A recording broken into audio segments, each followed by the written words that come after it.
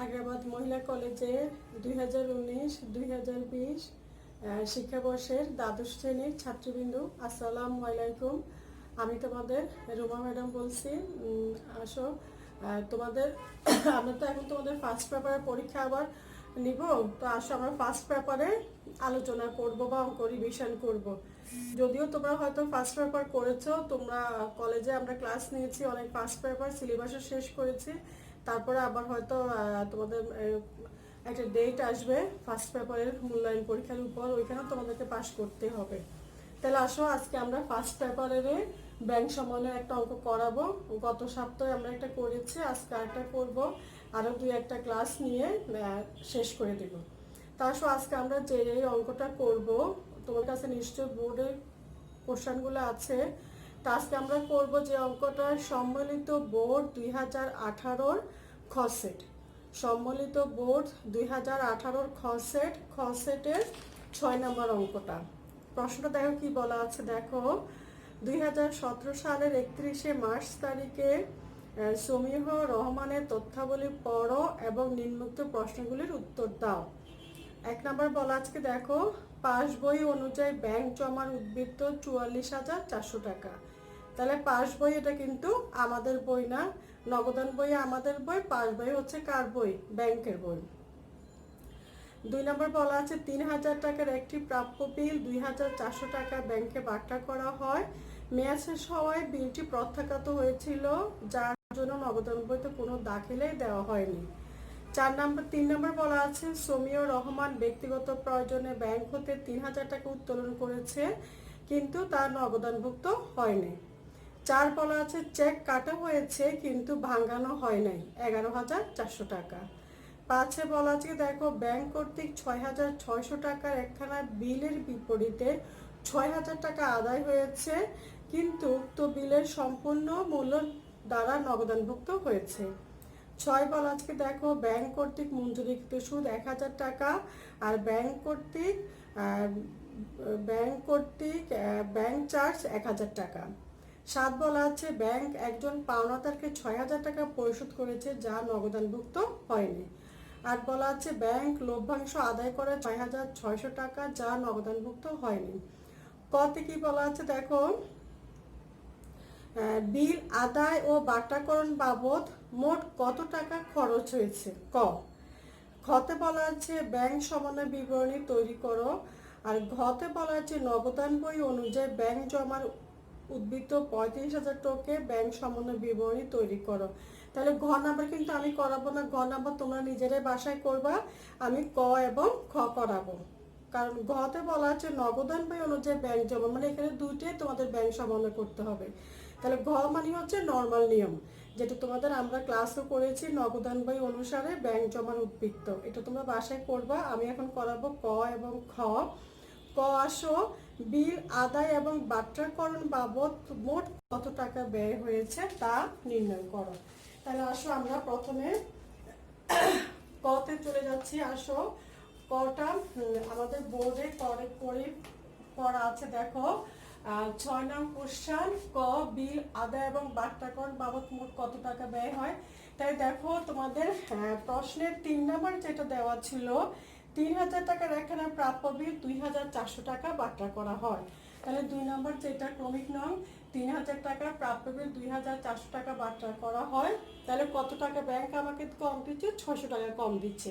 তাহলে এটা হচ্ছে আমাদের বাটাকরণ। তারপর আসো 5 নম্বর ক্রমিক নং, আসো ব্যাংক কর্তৃক 6,600 টাকার একখানা বিলের বিপরীতে 6,000 টাকা আদায় করেছে, কিন্তু উক্ত বিলের সম্পূর্ণ মূল্য নগদান পত্রে লেখা হয়। তাহলে আসো 6,600 টাকার বিলে 6,000 টাকা আদায় হয়, তাহলে ব্যাংক আমার কত টাকা কম দিচ্ছে? 600 টাকা কম আদায় করে, সেটাই আমার জন্য হচ্ছে ব্যয়। তাহলে দেখা যাচ্ছে আমাদের মোট ব্যয় হচ্ছে কত টাকা? 1,200 টাকা। তাহলে এটাই হচ্ছে আমাদের ক। এখন আসো যেটা আমরা করব, খ নাম্বারটা করবো। আসো খ,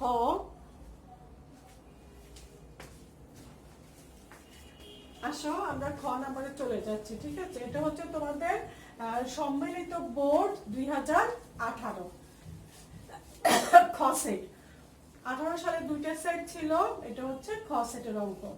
তাহলে আসো আমরা 2 নাম্বারটা যেটা করব, খ নাম্বারে আসো ব্যাংক সমন্বয় বিবরণী। তাহলে আসো আমরা তো ঘরটা করতে পারি, উপরে নাম লেখার দরকার নেই। ব্যাংক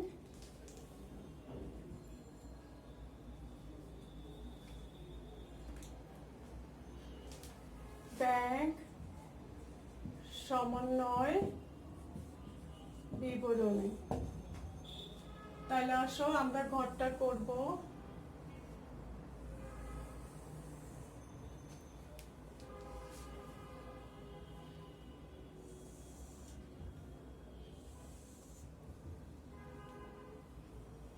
ঘরটা করছি, দেখো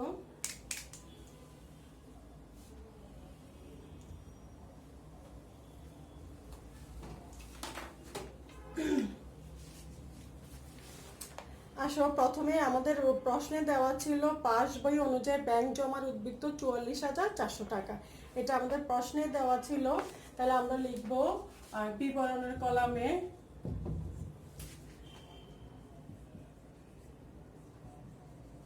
আমার কলমের কালি শেষ। তাহলে আসো মেয়েরা, তোমরা যদি ঠিক আছে করো, দেখে যা বুঝতে পারো বুঝো। বিবরণ টাকা টাকা। তাহলে আসো আমরা প্রথমে লিখব পাস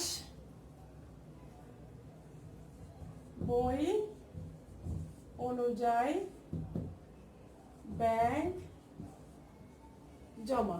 তাহলে আমরা বিবরণের কলামে প্রথমে লিখব পাস বই অনুযায়ী ব্যাংক জমা, শেষের কলামে লিখে ফেলো 44,400।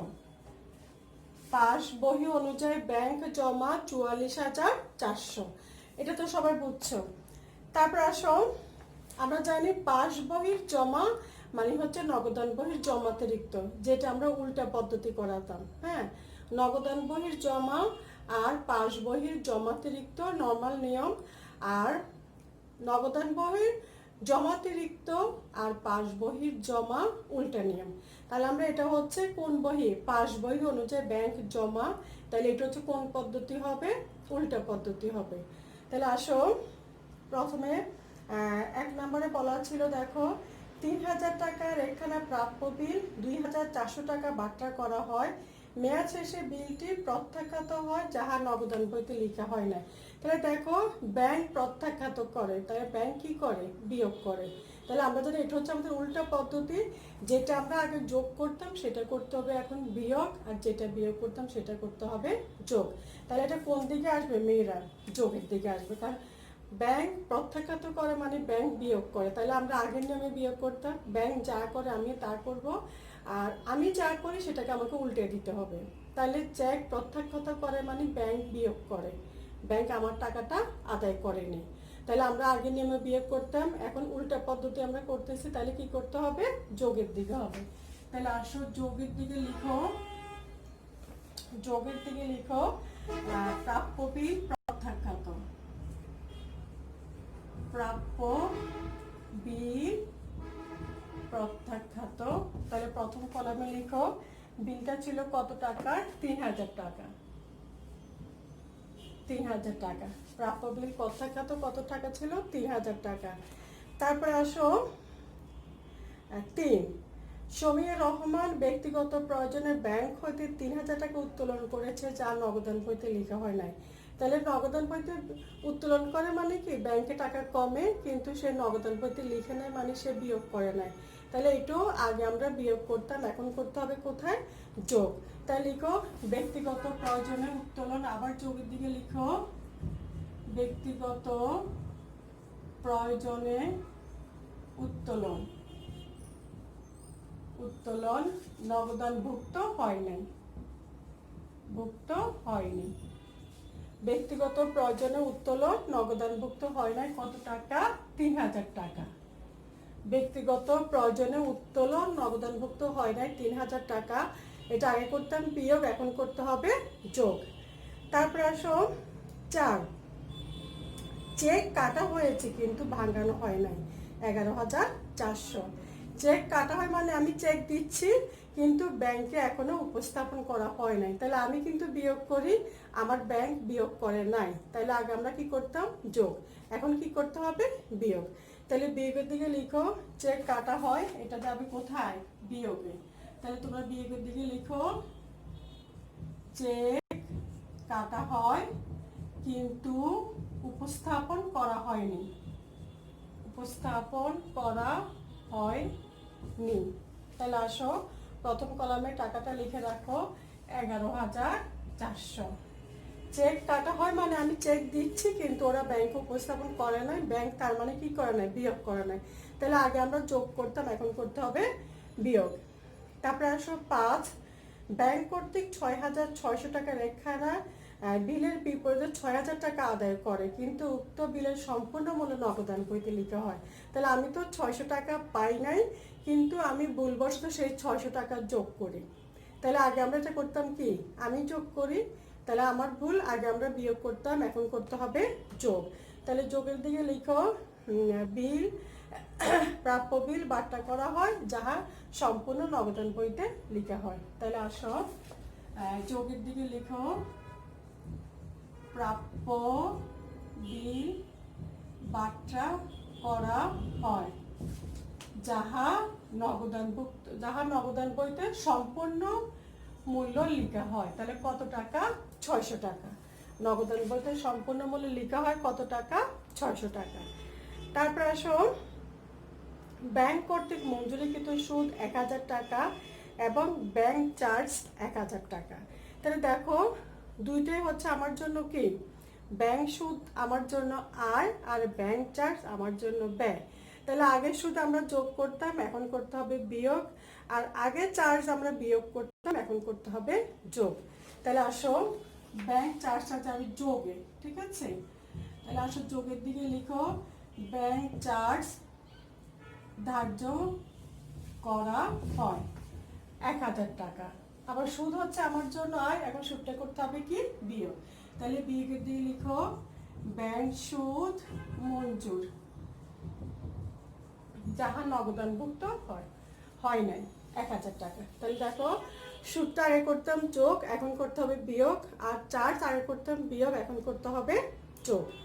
তারপর আসো ব্যাংক একজন পাওনাদারকে 6,000 টাকা পরিশোধ করে। তাহলে পরিশোধ করে মানে ব্যাংক কি করে? বিয়োগ করে যাহা নগদানভুক্ত হয় নাই। তাহলে আমরা জানি ব্যাংক যদি আগে বিয়োগ করতে হয়, আমিও করতাম বিয়োগ, এখন উল্টা পদ্ধতিতে আমাকে কি করতে হবে? যোগের দিকে লিখতে হবে। তাহলে যোগের দিকে লিখো ব্যাংক কর্তৃক পরিশোধ, ব্যাংক কর্তৃক পরিশোধ 6,000 টাকা, ঠিক আছে? ব্যাংক কর্তৃক পরিশোধ 6,000 টাকা। পুরো কথাটা আমি লিখছি না, তোমরা লিখো যাহা নগদান বইতে লিখা হয় নাই। লাস্ট এন্ট্রি আসো ব্যাংক লভ্যাংশ আদায় করে 6,600 টাকা, ব্যাংক লভ্যাংশ আদায় করে 6,600 টাকা যাহা নগদানভুক্ত হয় নাই। তাহলে ব্যাংক আদায় করে মানে ব্যাংক যোগ করে, তাহলে আগে আমরা যোগ করতাম, এখন করতে হবে কি? বিয়োগ। তাহলে বিয়োগের দিকে লিখো ব্যাংক লভ্যাংশ আদায় করে যাহা নগদানভুক্ত হয় নাই 6,600। তাহলে আমাদের অঙ্কটা এখানে শেষ। এখন আসো আমরা যোগগুলো যোগ করে সেকেন্ড কলামে নিব। তোমরা তোমাদের ক্যালকুলেটরে যোগ করো 3 3 6 7 13,600। তাহলে আসো যোগেরটা হচ্ছে 13,600। তাহলে এখন তোমরা সেকেন্ড কলামটা যোগ করো 13,600 আর 44,400, তাহলে কত হচ্ছে? 58,000। তারপর আসো বিয়েগুলো যোগ করো 11,400, 12,400, 18,000, 19,000। তাহলে আসো বিয়োগের যোগফল হচ্ছে 19,000। এখন আসো 58,000 থেকে 19,000 বাদ দাও, কত হয়? 39,000। তাহলে এটা হচ্ছে আমাদের রেজাল্ট। তাহলে এই টাকাটার আগে দিয়ে লিখবো আমরা নগদান বই অনুযায়ী ব্যাংক জমার উদ্বৃত্ত, নগদান বই অনুযায়ী ব্যাংক জমার উদ্বৃত্ত। তাহলে 39,000 টাকা হচ্ছে আমাদের ক্ষয়ের রেজাল্ট। এখন আসো ঘ যেটা, সেটা তোমরা নিজেরাই করবা মেয়েরা, আমি এটা করাচ্ছি না কারণ তোমরা এটা পারবা। নগদান বই অনুযায়ী ব্যাংক জমার উদ্বৃত্ত 35,000 টাকা দেওয়া আছে। তাহলে মোট কথা যেগুলো আমরা করেছি বিয়োগ সেগুলো যাবে যোগের দিকে, আর যেগুলো আমরা করেছি যোগ সেগুলো করবে বিয়োগের দিকে, মানে নর্মাল নিয়মে। এটা মেয়েরা তোমরা বাসায় করে ফেলিও, হ্যাঁ। তো ঠিক আছে মেয়েরা, ভালো থাকো, সুস্থ থাকো, আল্লাহ হাফেজ।